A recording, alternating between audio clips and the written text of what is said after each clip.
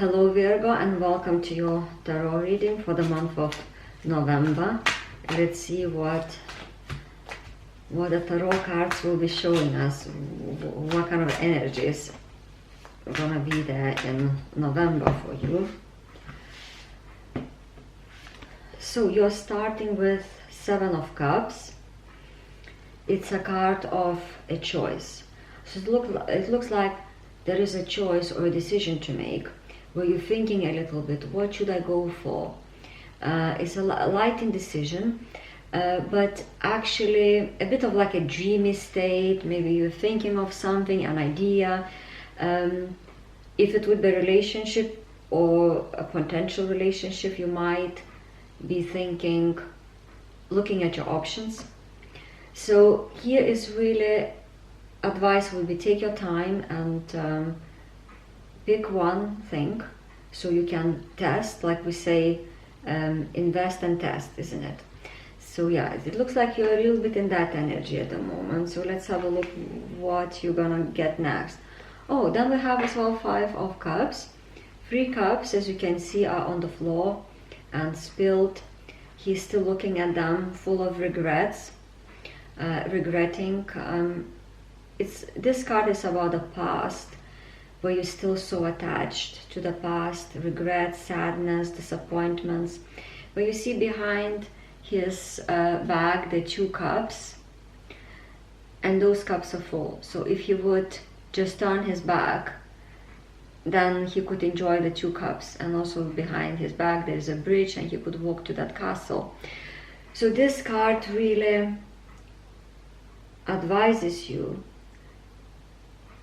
to focus, not to focus that much on the past anymore, but look more into the future. What have you got and what can you create with what you have got? But I think these energies are just at the moment, and my feeling says, and because they just came out now, as first cards, you're gonna be moving away from this feeling, because cups represent feelings. So it doesn't mean that there's something to regret, but you're still attached to a certain feeling, to your past. And then you got 8 of Wands, something happening fast. So based on these 2 previous cards, I think something is gonna happen, maybe an internal shift, where you're gonna move fast from this regret, sadness, or even if you have to make a decision and the options, and you're like, oh, which one should I pick? You will be suddenly able to make a decision fast. Or maybe a news coming in, sort of some good news coming in fast, which is good. You know, sometimes something you don't expect, and then boom, voila, is here. Great. And then you got Ace of Cups. It's wonderful, because look what you've got after all these cards. It's followed by Ace of Cups. Cups, as I mentioned before, emotions, feelings. And this cup is overflowing, so is Ace of Cups. The cup is full, is filled with good emotions. So it looks like everything is gonna work out, and you're gonna feel good emotionally in this alignment. Also, if you're looking for love in life, you will feel good. It could be you feel good because you just feel good about yourself, which is a great sign if you want to meet someone. Because if you're miserable, anything is not a great time to meet someone. You know, we sort of mirror and attract someone maybe who is also miserable, and then yeah, I wouldn't want to be together miserable, unless you have something, an experience to share where you feel, oh, this happened, and sometimes you have something in common. But otherwise, we need to heal before we start something new. This is my opinion. Take it or leave it as it resonates with you. Yeah, but it could be as well that someone will come into your life which gonna give you this beautiful feeling. Well, and then you got 8 of Pentacles, money, finances, abundance. You're working towards something. It's a steady work, it's a progress, which is good. Keep going, carry on. This card advises you to stop a little bit sometimes, just to look at the work you have created, because you're doing all so well. Because when you stop and you look already what you have created, it gives a perspective. You can enjoy what you have already created, rather than working, and then there is an end result, and that whole path of the journey getting there, you didn't enjoy that much, or actually it just happened to you, you didn't notice even. And I'm sure you know what I'm talking about. So yeah, work in progress, great. Step back a little bit sometimes just to have a look what you already have created, appreciate it, tap yourself on the shoulder that you're doing well. You're doing well. Oh, have a look, the Empress, this is good.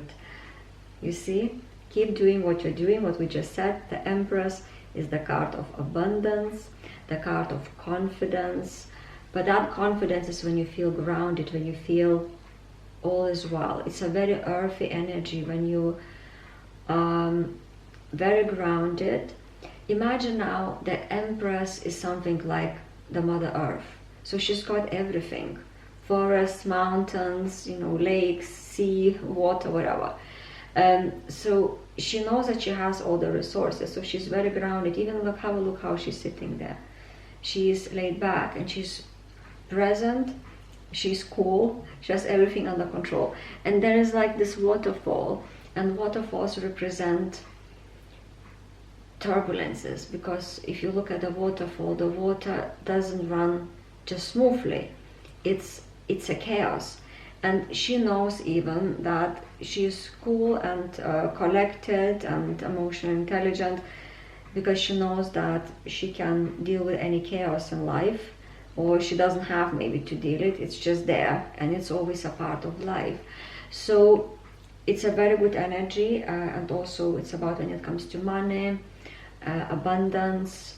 It's a good overall feeling where you feel everything is fine, and you can just sit back and enjoy, because you're confident and you know that you've got it. It's also a card of creativity and fertility. It's like giving a birth.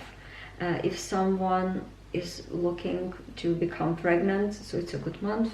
Also, if you are about to give birth to some ideas, so this idea, because it's a card of fertility and creativity, so if you use your creativity, the result's going to be great, because you got the Empress card.